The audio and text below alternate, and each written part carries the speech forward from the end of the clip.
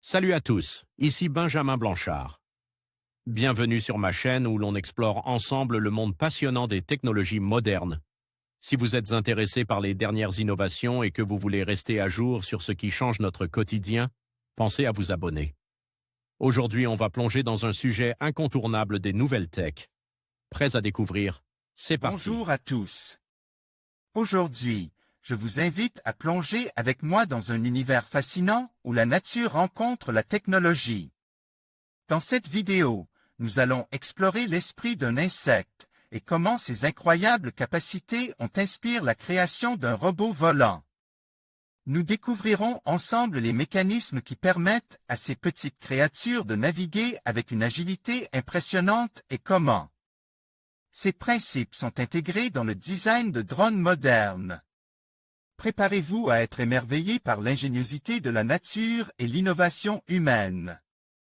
Des scientifiques français ont piraté le programme interne des insectes volants pour en faire un logiciel capable de piloter un micro-hélicoptère. Le résultat intéressait la robotique, pour imaginer de nouvelles solutions, mais aussi la biologie, pour mieux comprendre les insectes. On sait maintenant pourquoi ils descendent par vent de face. Comment donc font les insectes pour voler aussi bien avec un cerveau aussi minuscule? Une hypothèse vieille de plus d'un demi-siècle vient de recevoir une nouvelle confirmation. L'insecte suit le défilement du sol et le maintient constant. Chaque dit-il, plus précisément chaque changement de contraste, se déplace à une certaine vitesse angulaire dans le champ. Champ visuel, ce qui est loin devant finit par passer dessous. En 1951, John Sud Kennedy faisait l'hypothèse que le criquet contrôlait son vol en maintenant constante cette vitesse angulaire, appelée flux optique. La technique a l'avantage de la simplicité et de la légèreté. Côté logiciel, elle réclame un travail d'analyse très faible de la part du cerveau, et, côté matériel, n'exige qu'un ou deux yeux. Plutôt que le lourd bric-à-brac de l'avionique humaine, avec anémomètre, variomètre et altimètre, voire horizon artificiel. En effet, la vitesse angulaire d'un élément du champ visuel défilant sous l'animal dépend à la fois de la vitesse par rapport au sol et de l'altitude. En surveillant uniquement ce flux optique, on contrôle donc vitesse et altitude. Voilà une trouvaille que les insectes ont découverte il y a plusieurs centaines de millions d'années, une technique valable aussi pour un hélicoptère.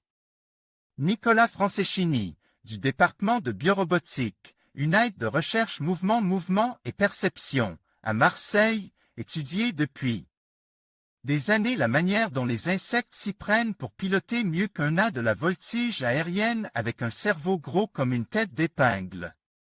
Après avoir décortiqué le fonctionnement de la vision de la mouche, lui et son équipe ont construit un hélicoptère miniature, Octave. Optic Flow Control System for Aerial Vehicles, muni d'une caméra, orientée vers le bas. En faisant voler très convenablement cet engin, les chercheurs ont démontré la validité de l'hypothèse dite de la régulation du flux optique. Voici Octave, un micro-hélicoptère qui vole grâce aux techniques de pilotage inventées par les insectes. H. Raguet, CNRS Phototech dans le journal Current Biologie, Nicolas Franceschini, Franck Ruffier et Julien Serre viennent de présenter. Un nouveau résultat, Octave retrouve un comportement observé chez les insectes, et même parfois par des oiseaux. Quand ils avancent contre le vent, ils réduisent leur altitude. À l'inverse, par vent arrière, les insectes prennent de l'altitude.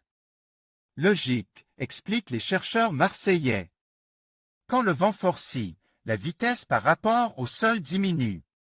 Pour maintenir constante la vitesse angulaire dans le champ visuel, il faut descendre.